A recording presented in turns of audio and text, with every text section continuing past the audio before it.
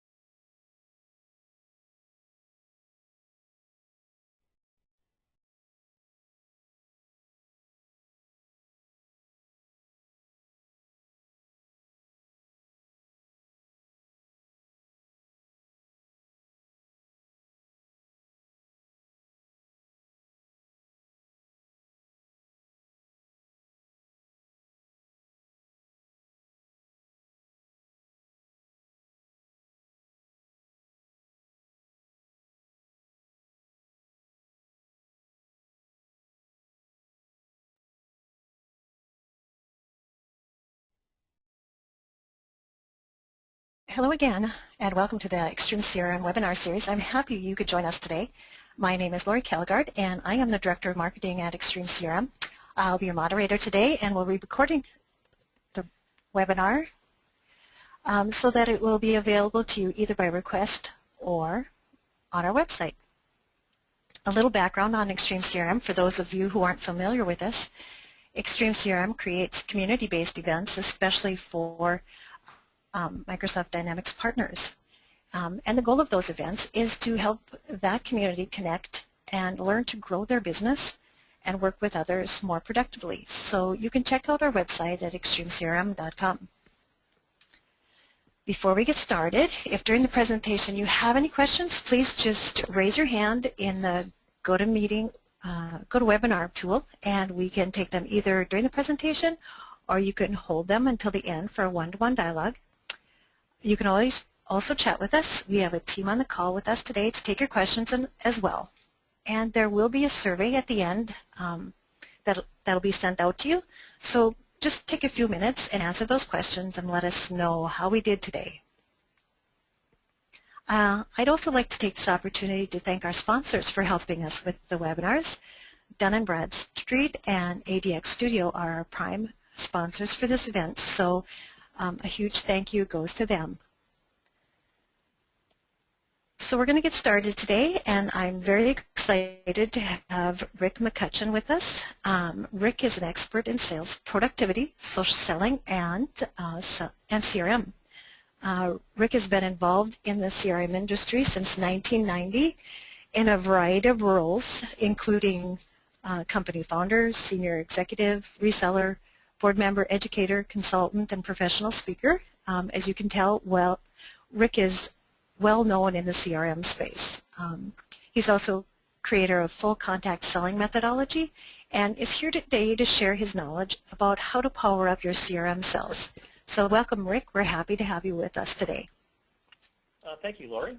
If you can make me the presenter, we can get going. Yep, I just wanted to introduce Rhoda as well. She's on the. Sorry. Yep. No, that's no worries.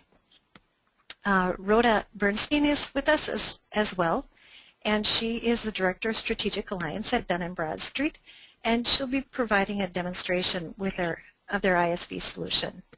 So welcome, Rhoda. We're glad you could be with us as well today. With that, I'm going to hand it over to you, Rick. So hang on one second. Thanks, Lori.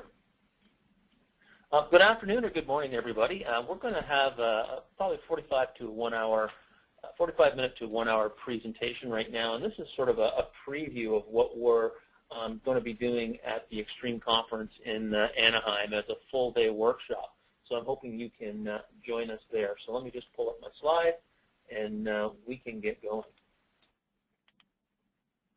So I've been involved in CRM business for quite a long time. So back in the old days when we used to just call it Salesforce automation. So, today I work as a consultant from both sides of the house. So I work for companies who are looking to do CRM planning, and I'll actually go out and find a partner for them, or partners bring me in and I'll actually be involved with going through and helping their clients figure out exactly what they need to do around CRM and how to implement it. I really focus on Salesforce automation in my practice, and so what we're going to take you through today is really how to get in front of a potential customer, present CRM, and close that type of business. So I'll just go to my next slide here. Now, when I talk about CRM, I don't typically talk about the software itself as much as I talk about the promise of CRM and the philosophy. And as you hear my conversations go, you'll understand that I talk about CRM, but I'm going to take into considerations a lot of web-based technologies. And we're really seeing this in the Dynamics ecosystem now with Marketing Pilot and Yammer and a lot of ISV tools like D&B that get pulled together with CRM to make it a real solution and really to create that promise of CRM. So CRM is a business philosophy. It lets you know your customers, prospects, and partners better, share information more thoroughly, and interact more completely. This is achieved by creating a system that integrates people, process, and CRM technology. Interesting, I'm having dinner with a president of a company, probably close to $100 million with no technology for their sales teams. And, we ended up going, left and right in the conversation, talking about CRM, talking about sales process, talking about sort of his goals and objectives. And I'm going to talk a little bit about how to have that conversation. But at the end of the day, I said to him, I said, you know what, this is a CRM Salesforce automation project, but what we're really trying to do is improve the way your team sells and increase sales. And I mean, that you could see it in his face. It really hit home with him because he was sort of getting lost in the technology and the concerns of the technology and away from what we're going to do with the technology. So as I take you through these slides, that's what I talk about. I talk about process. I talk about improvement. I talk about sales productivity. I talk about how you take technology, embed it into your process, and improve the way people work. Now, today I'm going to talk a lot about Salesforce automation, but we can use this same conversation or same style of conversation when we're talking about marketing automation, when we're talking about social selling tools, when we're talking about reporting tools for CRM, mobile tools, whatever we need to talk about, or my friends at ADX Studio, if we're talking about portals for CRM, the same thing sort of happens. We talk about the technology and the use of technology and the difference it's going to make to their business. And that's the key between being a strategic CRM partner and just a supplier. So when I'm working with CRM salespeople, here are some of the keys that I talk about with them and what they need to know to become a successful sales professional. They need to continue to extend their personal knowledge base. They never stop learning. So, the other day I'm working on a database and cleaning up a bunch of things I had to get ready for a project, and I had some videos playing on the sidebar talking to me about software development, product management, all types of things. So, I've been doing this a long time. I'm a fairly senior guy, but I'm always trying to grab a little bit more information out there that makes me better. The best sales professionals continue to learn about how to sell. In my career, I've probably been through 50 sales books or CD-ROMs or DVDs or online learning courses. I've been through them all, and I always look at how can I apply to the best of all of these to what I do. I also learn about CRM, and I learn about competition. I learn about what Dynamics has got coming up. I always want to stay sort of on top of what's going on in CRM. And the last thing that I think is becoming very important is we're seeing more organizations pick a vertical and take a CRM solution into a vertical. That means that salesperson now has to learn about that vertical business as well as the new competitors the vertical business will come into. they need to be effective communicators. Having a, especially the younger salespeople, I'll say under 30 years old, email communications is sort of the prime, the Twitter world. But real salespeople understand that at some point you got to pick up the phone and you got to have a conversation with somebody and be able to commute with them. Very, very important. And I always recommend to young salespeople they should be joining Toastmasters. They should be taking a Dale Carnegie course. They need to learn to be better communicators. Their customers need to see them as high-value partners and high-value suppliers. I had lunch today with a customer, and they're working with a partner, and definitely that partner is not seen as high value. That partner sits there and waits to be told what needs to be done and never comes up with a solution, never brings anything forward to this customer to say, hey, you're doing it this way, maybe it's better if we did it this way. Or can we show you, Dun & Bradstreet's add-on tools or ADX Studio's add-on tools that are going to make your business better? And now you have this infrastructure, CRM, how can we keep helping you? Very, very few salespeople and partners do that. The salesperson knows how to build solutions to problems and always start to deliver a strong ROI. And we're going to get into a lot of questions and having what I call the CRM conversation. But really the conversation's about their business and what they do with their business and where they want to improve it. And then how do we take these technology tools and apply them? So you really have to understand solution building, not just the bells and whistles of the CRM product, but you really have to understand the ROI that companies are getting with it. Good salespeople are good time managers, focused on getting things done. They're self-motivated, and they possess a sense of urgency.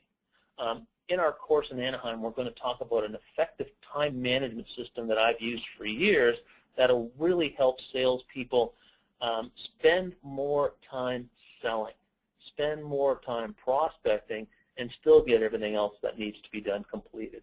So that's really, really key because as a good salesperson, we're up against the clock all the time. They know how to build strong relationships in their business and their community, right? So within their business, within their customers, within their marketplace, but in that sort of dynamics world. So what do they need to know in that dynamics world that's going to allow them to, or who are the people, who are the ISVs, who are the people at Microsoft, how do we build that business, how do we pull this whole thing together? They know how to leverage technology in their own business. They better be using dynamic CRM in your business because a smart prospect's going to say, why don't you show me the way you use this software you talk about? And you may be surprised, but many, many partners really don't use CRM out there. They have it, they know it technically, but they don't drink their own Kool-Aid. And it's really important that salespeople need to be able to do that, to use it, to understand the benefits of it so they can talk about what their day in the life is all about and how technology helps them. And again, salespeople need to work repeatable sales process. We get into this thing where, when we're busy, we're not worried about selling. But eventually that work ends and we've got to find new work or, end of year, end of month or whatever. I'm going to talk a lot today about building that sales process, understanding that sales process, and working that sales process, and resourcing that sales process. So I think that's going to help you more than just about anything. So I talked a little bit about low value, mid value, and high value partners. If you're a low value partner, your customers are going to desire no relationship with you. They're going to call you only when they need you. And if they have something, that needs to be done, they may put it out for a quote to 2 to 3 people. Mid-value, they look at you for specific projects they think you can do, but the high-value ones are the ones like, last night where I'm sitting having dinner with the president talking about strategy. And I'm not saying every salesperson can get into that situation, but I think that's the goal, is to be looked at as authority on CRM. You know your stuff, you know how it's been implemented, can be implemented, you're very honest about it, and they look at you for direction. Those are the ones that win more business and win much, much more profitable business. So I talked a lot about success and the promise of sales success, and it all seems really complicated. You know, I've got to go out and I've got to get certified. I've got to go out and learn the new product. We've got a new major release coming this year. We've got to learn that. I got customers. I got prospects. I got leads. I got presentations. A lot of stuff to be able to do. You know, I've got internal reporting, and really, it can become overwhelming and confusing. And this is why I go back to a repeatable process, because once, you know, the cloud of dust settles, I need to go back to something that works for me all the time and becomes repeatable. So that's what we're going to talk about today.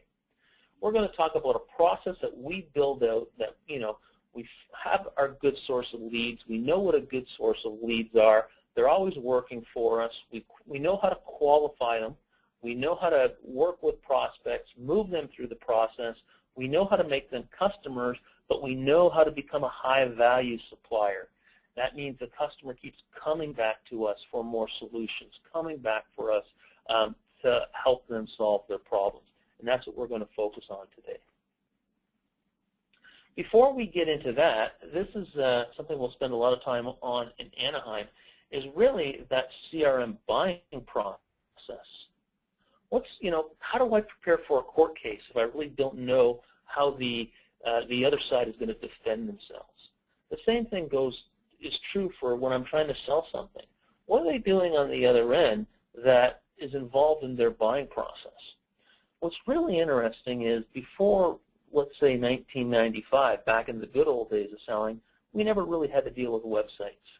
So as a sales professional, if somebody wanted a price list or a demo or pretty much anything, they had to come to the salesperson. All of that's changed. You know, now we have interactive websites, we have social media, we have YouTube, we've got all this information out there. And according to recent studies, most customers are 50% through their buying process before they'll engage with a vendor. Now, really, that changes the way we sell. That changes what we do and how we do it. And you know what? We've got to be really good when they get there, because they're going to know an awful lot about the solution, the pricing, you know, who we've done business with before. You know, if we have a vertical solution, what have we done in that vertical? They're going to be empowered with this type of information. So as a sales professional, I need to be better than ever at what I do. So let's look at this process. I know this is a small map for you to see on the screen, but I'll describe the first line. What happens in the first line of the process is that the internal people at a company will have to decide, hey, we need a CRM. So that may come from the line of business who's, you know, doing things on spreadsheets or with an Access database, or just using Outlook. Requirements may come from management saying, you know what, I really need a CRM system so I can better train people, I can better understand what they're doing, I can lead them better through a sales process once I can measure that. Could come from C-level executives who just want better reporting. They want a forecast they can believe in, and I've had several large CRM projects start because, you know, a new CEO came in and looked at the sales reporting and said, this just won't do. We've got to have better reporting than that. So it could come from a C-level executive. IT departments, probably half my projects come from the IT department trying to get people to improve the way they use CRM or see how CRM can help change their business.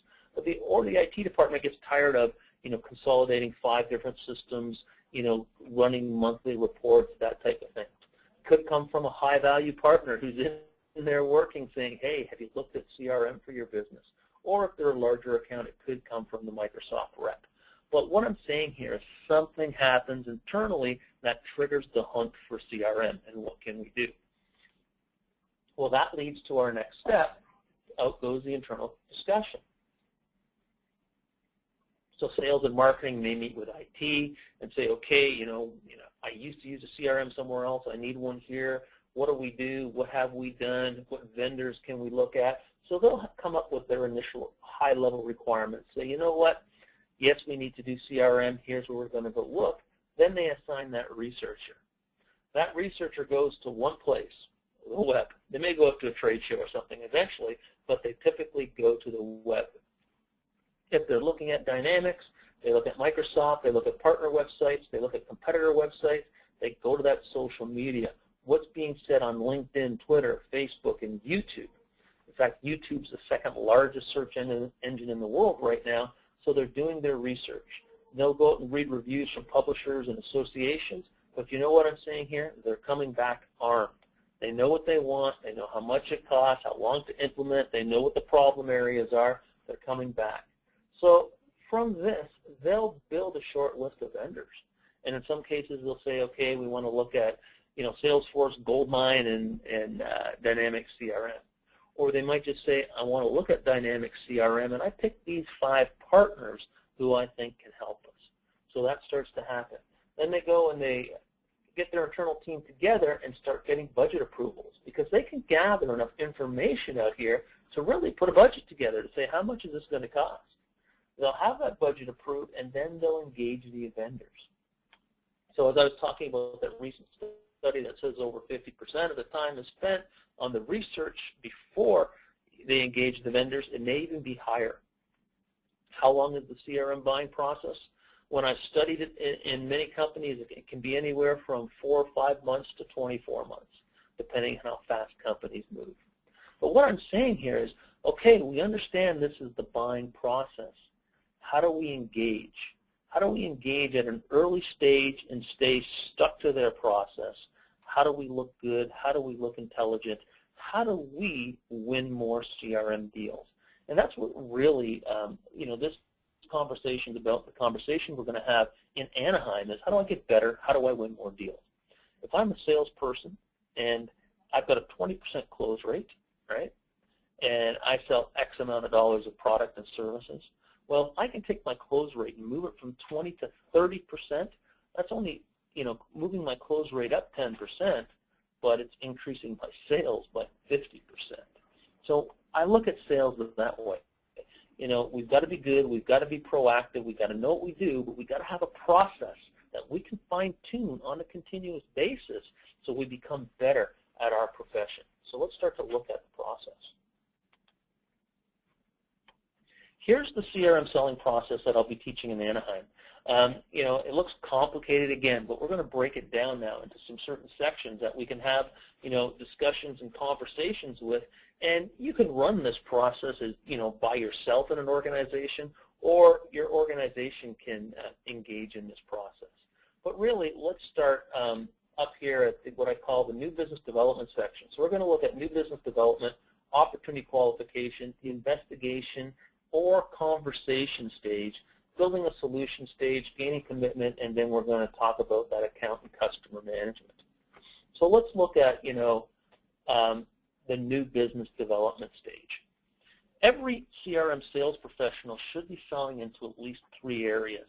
And this is to your existing customers, selling them more product, more services, more solutions, into your prospects of people that you may have targeted, but you need to be selling to your network. Like if I look at my projects, probably 3/4 of my projects come from referrals from that Dynamics ecosystem, from partners, from Microsoft, from consultants in other areas like AX consultants and things. So a big part of that is that network. So in my CRM database, I have all 3. I work all 3 on a continuous basis. And I make sure I touch people 3, 4, 5, 6 times a year. And I do that through these webinars. I do this through direct calls. I do it through emails. But I make sure I have sort of touches going out to this on a continuous basis. From a sales perspective, because I'm doing a lot of delivery as well, but as a sales professional, you want to make sure you have reactive and proactive campaigns going out to these people. So when I talk about reactive campaigns, it could be a webinar series, could be an email with a white paper on it, could be a survey, could be something going out, touching them, positioning yourself as a high-value supplier and somebody they should be doing business with. From a proactive basis, you probably want to put them on a speed dial, right? So you can say, well, my existing customers, I want to talk to them once a month or once every 2 months or once a quarter. depending on your sort of setup and what you're selling out there, you want to make sure that you schedule in the CRM system that you touch them, because time flies. It goes by quick. And, you haven't talked to somebody in 6 months. Maybe there's a competitor talking to them, or maybe they're not even thinking about what you're going to show them. So the sales process or the buying process never starts. So the proactive stuff is really going out there directly and touching people. Now, Rhoda's going to be, from Dun & Bradstreet, is going to be talking about their solution, but, good data becomes really important to be able to make this happen, right? So you need good data for your customers, for your network, for your prospects, so you have these targets that you can warm up and that you can start to work against and start to, build strategies for getting through to them. So it's all part of the process.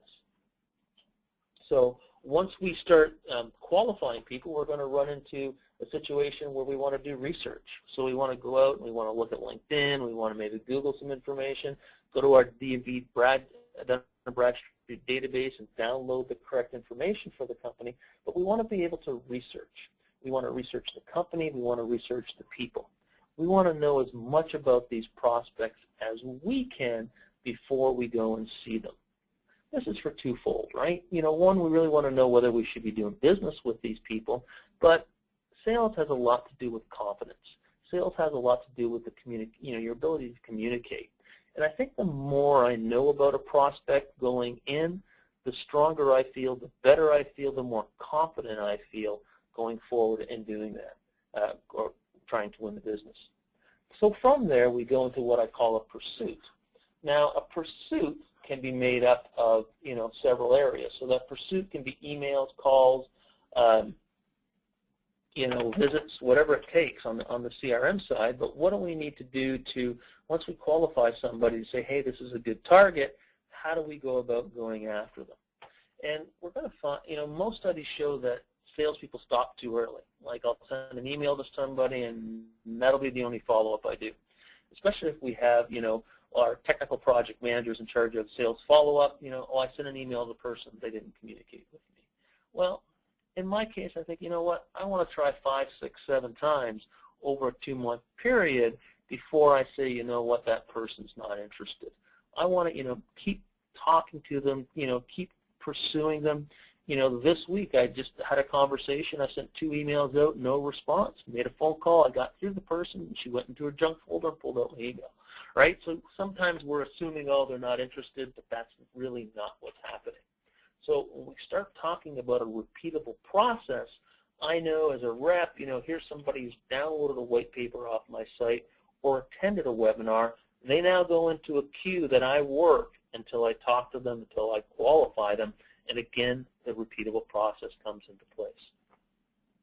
So once we get somebody, get through to somebody and we're having a conversation, everything happens around the qualification. Not everybody, but a lot of salespeople that, I've dealt with in the past really can't wait to get demo software. They can't wait to get that Dynamics application up, Dynamics CRM, and show you Outlook's integration, show you how it works on the lead, show you how I can build a workflow for you. I mean, so they'll have an hour and a half with somebody, and out of that hour, half an hour, 15 minutes will be software demo. Well, you'll walk out of that meeting, and the next person will come in and have a strategic conversation for an hour and 15 minutes of demo, and they're going to look like a much higher value partner than you. So it's really about the qualification. It's really about understanding their business. So some of the key areas, and I call it the CRM conversation, because there's some early qualifying we want to do that talks about their current situation. There's going to be, qualifying questions. We are going to talk about, what are some of the issues or problems you're having. And we're going to talk about, okay, what are you trying to get from ROI?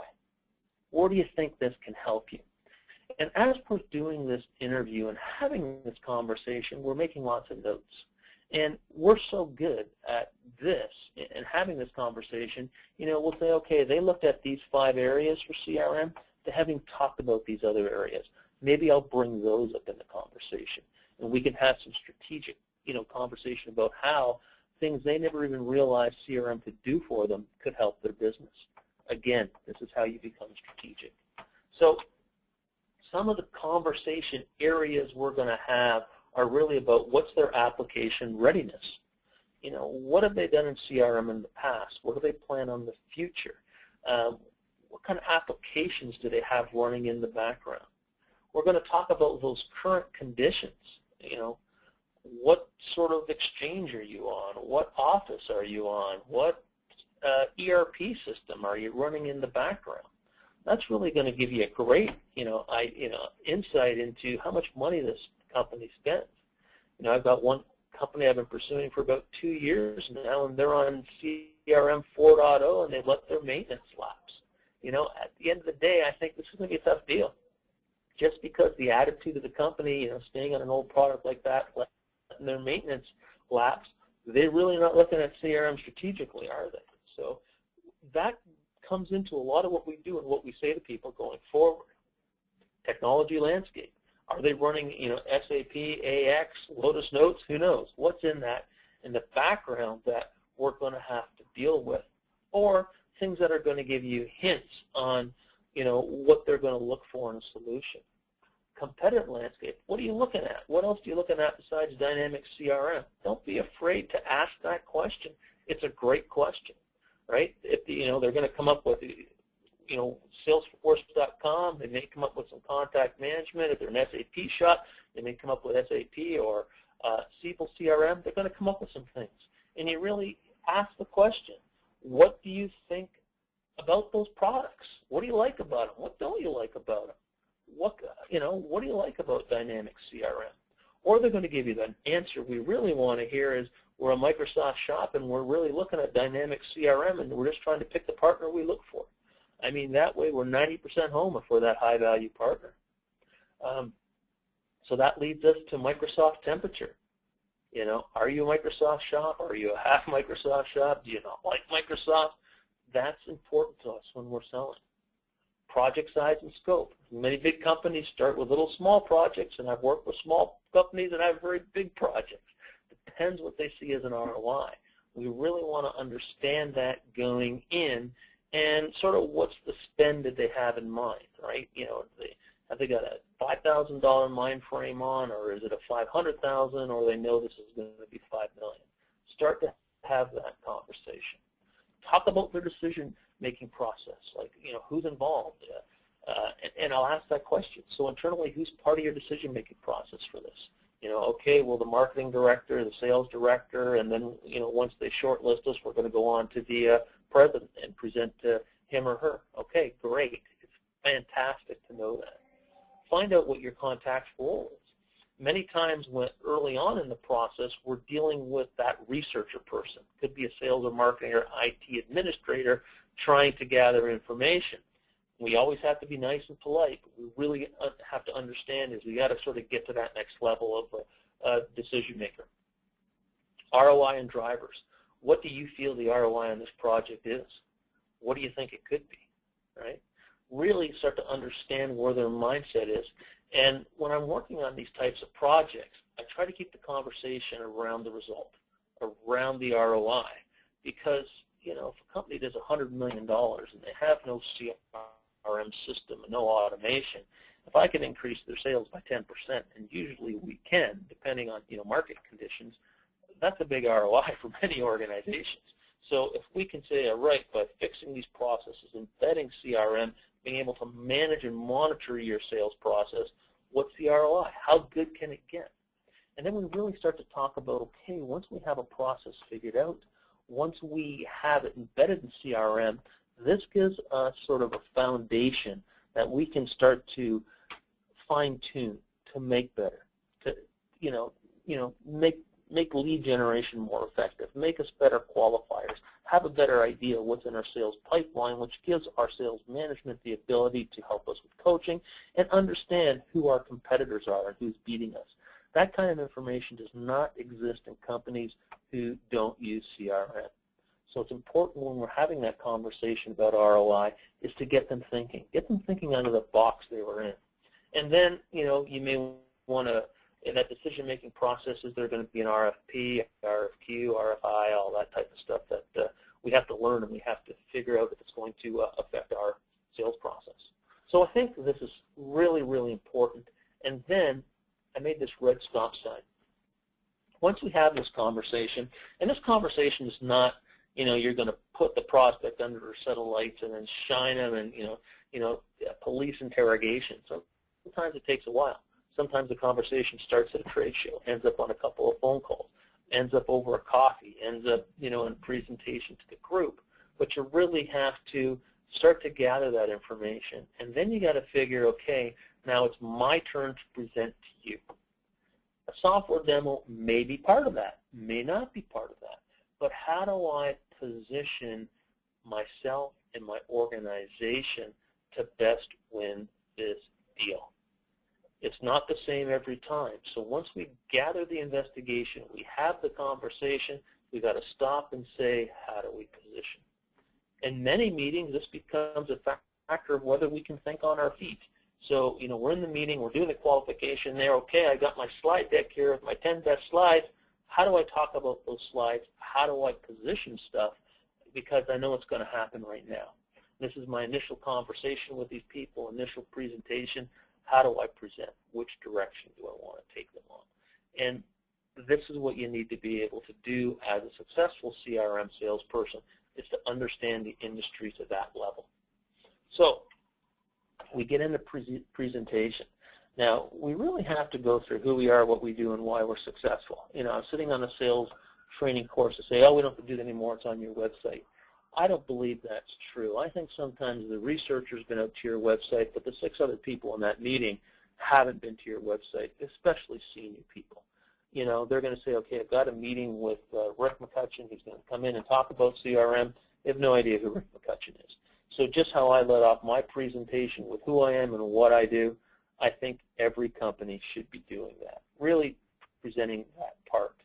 And then we want to get into, here's what I understand. You want to already have that conversation with your contact person to find out as much as you can, but then say, here's what I think your company wants to do with CRM. Is there anything else? Anything else we should talk about or you want covered in this presentation? So start to engage the audience. We're going to talk in Anaheim more about how to work that room, how to get those cards. We're going to talk about body language. We're going to talk about, how to set up a presentation so it's effective for you, how to use PowerPoint effectively. So we're going to have that conversation. But then we want to, have a strategic conversation, and if it's applicable to have a demo, we really only want to go into sort of the day-of-the-life demo, which I mean non-technical, okay? I think the worst mistakes many partners do is they start getting into the customization of CRM when they got the VP of sales and the VP of marketing in the room who only want to see the bells and whistles of how this is going to help me sell more, right? Stay away from that. What I recommend highly is, let's have a presentation on the day in the life of how the end user is going to use it, how the the management team are going to use it, possibly how someone's going to make administrations and change and build a view for somebody, something simple. But if you're going to get into a deep dive technical discussion, set up a second meeting, because you don't want to bore the people, the senior people. And a lot of people who are not technology savvy are really going to be confused of where's that borderline between what I have to do in the system and then, what my administrator or my IT department is going to do. So talk about that. Talk about the project roadmap. And we've got some slides that really deal with, how to position yourself as a full meal deal. We do everything. We help you with the planning. We help you with the design. We help you with the configuration. We help you with the implementation. And most of all, we help you with the user adoption program that we used to call our training program, right? So we're going to stick with you right through to the end.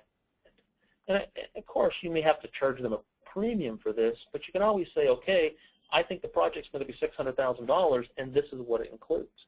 And that's typically how we sell. We'll come in with a big project plan to say, here's everything we're going to do for the $600K. And if they say, well, we don't want to spend $600K, we want to cut this, this, and this out, then you just go back to and say, okay, we'll take it out. We know it's strategic and needs to be done, but you're going to have to cover it. So you really want to show how you're going to take them through this process and what you're going to do.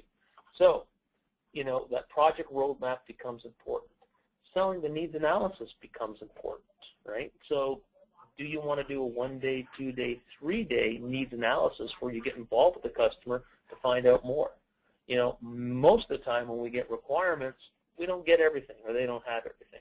So, you know, sometimes you can get away with this if they feel you're a high-value strategic supplier or vendor. You can come in and, you know, and charge them for that needs analysis. We'll talk in Anaheim more about building and presenting that proposal. I've been involved in both sides of the table, as I said earlier. So, you know, I'll talk about, you know, I've got 5 proposals on the table. 3 look great, 2 look, you know, not so great. So they get eliminated because the proposals don't look so great. Or they get eliminated because there's no investment summary. You can read the thing 25 times and never figure out how much this is really going to cost you. Check those out as well. So really, how to present and build a proposal, we'll have a conversation regarding that. And then my favorite piece of the training is let's talk about closing opportunities, right? So we're going to talk about how to overcome CRM objections. And of course, you're going to get objections to you, to your company, to the product, whatever. So let's take those toughest objections and figure it out. By the way, I don't consider price an objection. If you build a strong enough ROI and they don't have the money to do it, that's one thing. But, you know, your price is too high objection, you know, really is a negotiation tactic, which we'll talk about too. We'll have a module on negotiation, how to position yourself to keep your margin. Because I tell people this all the time. The only thing you're negotiating is your profit, because you can only go so far before you lose money on it. So when you're negotiating your profit. And then we're going to have beat the competition. Let's talk about our biggest competitors, and let's talk as a group of how we beat them and what we did. And, you know, there's one big competitor out there that everybody seems to be afraid of. We've had 3 or 4 good wins against them this year. So that means that, you know, if you position it right, you become that high-value supplier, anybody's, you know, beatable. Then we're going to talk about what happens when we win a deal, what happens when we lose a deal, what happens at that no decision point, okay? We don't give up. Boom, off it goes into what we call our keep warm strategy. So as we're working through the process and we're qualifying people and they're not ready to buy, we need to have a keep warm strategy. We need to be building this annuity income in the background. So how do we keep people warm in the CRM world? Again, let's have a webinar, let's send out a white paper, let's have a conversation 6 months down the road that we schedule in CRM. We want to make sure that unless we lose the deal, we're still in the game. And even after we lose the deal, what do? How do we react to it? What else, you know, if we lose to another Dynamics partner, chances are, you know, we may get back in, or we may get back in with an ISV solution later as that partner sort of drops their guard, does the implementation, and does the typical get out of Dodge. That could leave it open, or they may not do that great of an implementation. We may be able to help them out. And the last part, we're going to talk about managing accounts. Seems to be a lost art in the IT business. You know, many businesses have this big account management practice of how do we manage existing accounts. Even though if we look at our revenues, probably over half of your revenues come from existing accounts. We're going to talk about how to classify a customer, what's an A and B and C. What does that account profile need to look like? What do we need to track about their CRM, about their people? You know, if I go into most partners' databases and they are using CRM, there may be an IT contact in there, or the person who is maintaining the system. But is the VP of Sales, VP of Marketing, VP of Customer Service, President, are they all in the system? Because we've got to keep warm strategies for those people too. We've got to talk to them and touch them and say, you know what, here's something that really pertains to marketing and CRM. I need to be able to pull up a marketing manager's list and send that out to them. We'll talk about opportunity analysis and how to get more out of your existing accounts. And we'll talk about how to develop those accounts and how to build them and grow them and get more revenues, especially around ISV products. To me, that's a a golden opportunity to go in and keep that revenue building and build incredible ROI. And I know that Rhoda's going to talk about that in a few minutes. So in Anaheim, I hope you can join us because we're going to talk about building that repeatable sales process to sell more CRM, and I'm very excited about it. I think it's going to be a great opportunity, and if you use what we come up with, I'm sure you're going to go back and sell more CRM.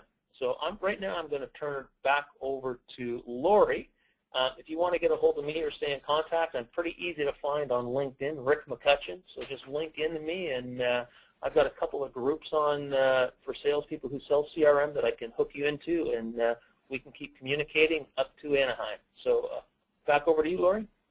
Thank you very much. I am going to change our presenter to Rhoda, and I will let her work her magic. Okay, sounds good. Well, thanks everyone. I appreciate the opportunity to be able to be here and to sponsor with you and sponsor this. I always love hearing Rick's voice. I think he has one of the best voices. I could listen to him all day. And considering what some of my days are, like yours, I'm sure you don't hear as nice a voice. So what I'm going to share with you today is one of those ISV solutions that Rick spoke of. And this is actually pretty much a secret out there in the marketplace. This product takes D&B data, and a lot of you are probably thinking, well, what's D&B and why are they sponsoring this webinar? Well, D&B is a really old company in the tech world. We're 172 years old, but we've continued to evolve and innovate through those years. And our original business, as many of you know, was basically doing credit for business entities. So the same way we have personal credit ratings, businesses need credit to run their business, and so we are a credit bureau for businesses, and we're the largest in the world. Well, when we collect all that information about businesses and their credit, we collect lots of information, and what D&B 360 does is enables that additional descriptive information to enable you to finally slay the data quality problems that are in CRMs. And so I would like to share this solution with you. But before I do, following Rick's guidance, let's talk for a moment what some of the big challenges are that organizations run into with their CRM. And one of them you hear immediately is like, what's your biggest problem with your CRM? And they're going to say adoption. People don't want to use it because they don't trust the data. If you do marketing and they get a list and they import the list in the CRM, they find out the names are bad, or if you're trying to do research as a salesperson, Rick was talking about how it's so important to know about your prospective customer before you engage with them. Having that information, the typical salesperson, a good consummate salesperson, will take about 20% of their time every week to research the people that they're going to be calling upon or expanding their footprint on opportunities they're already working. Well, D&B 360, that return on investment, all relates to making the data in your CRM trustworthy. It's about reducing that 20% of a good salesperson's time down to a couple of minutes to learn what they need to know about a company. And for marketing, it's about having fresh, up-to-date data about the people that they're trying to market their wares to and their services to.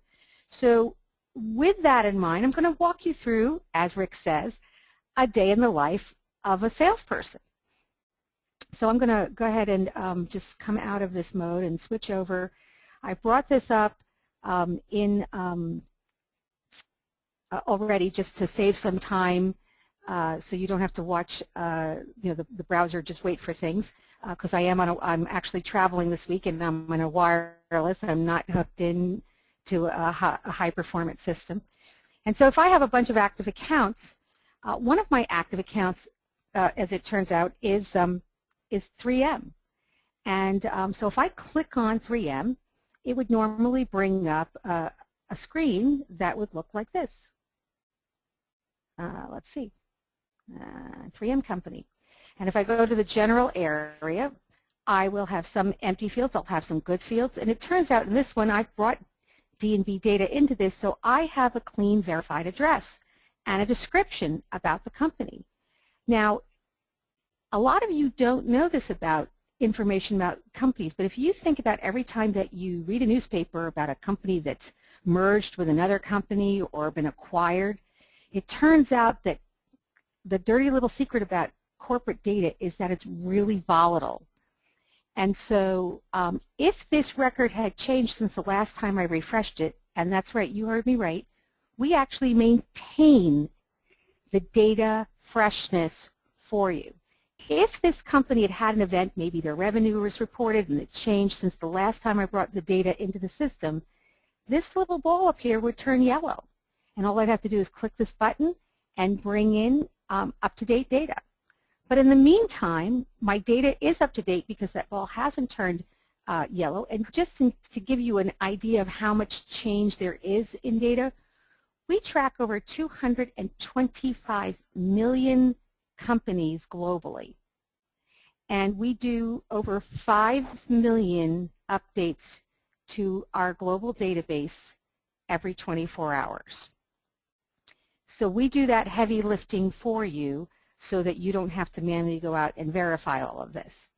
And as I look at 3M, I know it's a very large company. I'm actually based in Minneapolis, and I am probably personally responsible for the annual revenues of the Post-it note division. If you take a look at my desk, as much as I love technology, I still love my Post-it notes, especially when I have to remind my family about picking up milk or other things like that. I don't know if any of you on the call can identify with that, but that's part of my world. And they have a lot of employees. They have 86,000 plus employees. And I have some contacts there. But you know, my company has just come out with a new purchasing solution.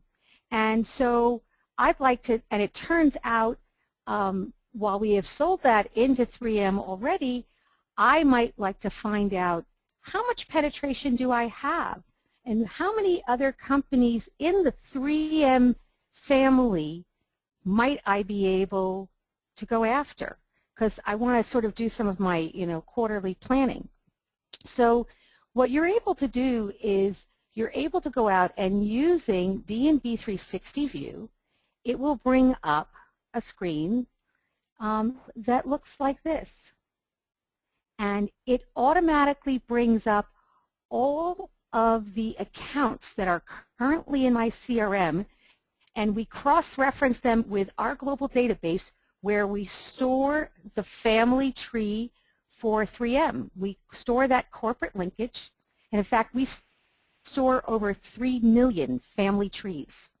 And we cross-reference them, and these are all of the accounts that I currently have in my CRM that are in the family tree for 3M.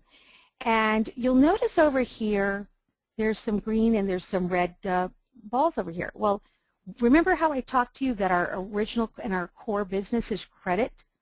Well, these while we don't give you an exact credit score, we tell you whether, in general, are they credit worthy. So imagine how many times as a sales rep have you been given a qualified lead and you engage with them, they're really excited, they're going to buy your product, and only to find out that you put the proposal forth and everything else, only to find out that they're not paying their bills and your company won't extend credit. Imagine being able to not chase that. And in this particular case, I have somebody who's part of the 3M family who isn't paying their bills. And so we call this a pre-screen score. So I know that even though I might have a solution that an innovative paper technologies might be a good fit, I don't want to spend my precious time. Remember Rick talked about time management. I don't want to spend my skills on this because we're not going to extend them credit. So this helps me avoid it. Now, if you happen to be selling bankruptcy services, maybe that red dot is a good place to go chase. But since we're not, we're going to focus in on the other green ones for cross-selling. The other thing I can do is if I click over to the family tree and I hit search, it's going to bring up a screen that looks like this. Let me see if I pulled it up already. I did not, so I'll just go ahead so you can see about how long it takes for things to run. Oh, did I time out? Hold on. All right, somebody is playing a prank on me today.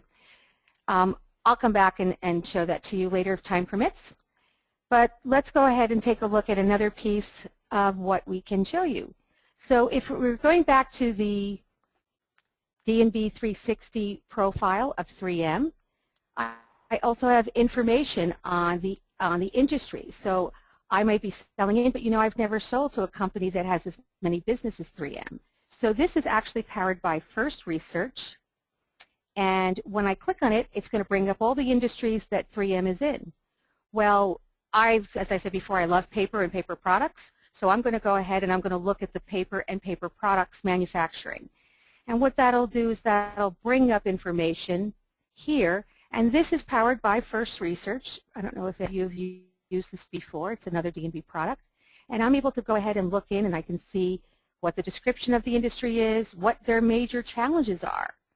And so the paper product industry is really facing some problems because there's a shift to digital communications and there's volatility in the raw materials pricing, the prices that are out in the market. And I can learn very quickly what are the things I'm going to need to know to have an intelligent conversation with this organization.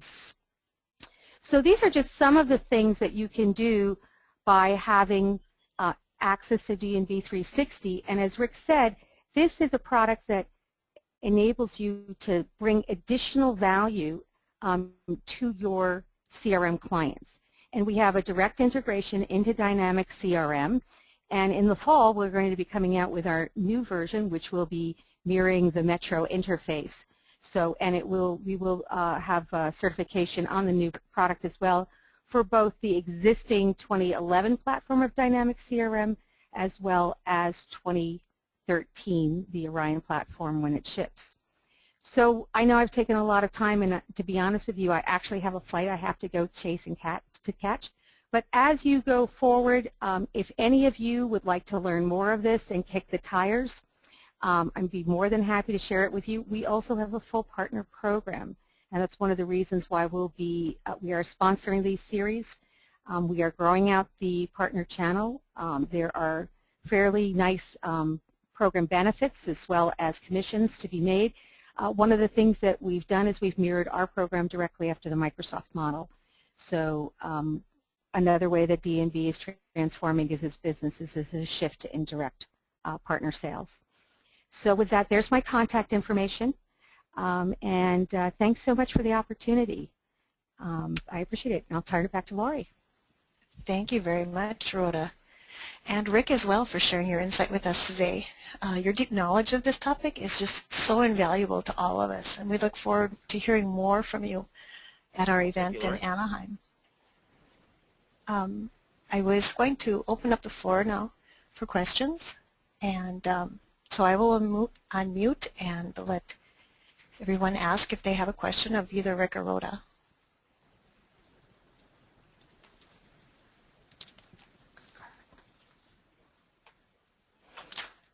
Muted.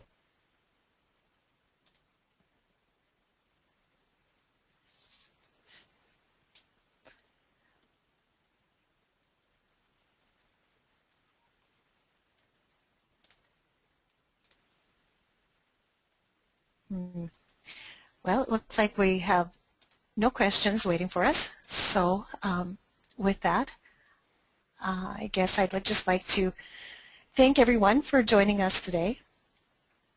And if you enjoyed this session, I'd like to ask you to attend our Extreme CRM event in Anaheim, November 3rd to 6th.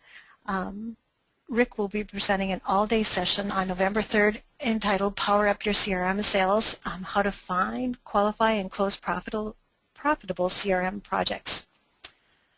In addition to that, during the conference, there are going to be over 115 sessions throughout the 3 days, and they are totally dedicated to helping you grow your CRM practice. There's an entire track dedicated to sales and another one dedicated to pre-sales. We're also hosting an evening to connect with peers on Monday night at the House of Blues. So for more information, just check that out on our website, and you'll also have the opportunity to register for the event as well. You can also share this webinar with your organization. You can check back to our website to see any more webinars that have been added. Just check channel 13, which is the official webinar channel for Extreme CRM. So with that, I thank you again for joining us, and make sure and fill out the survey, and we look forward to connecting with you at our next one. Bye now.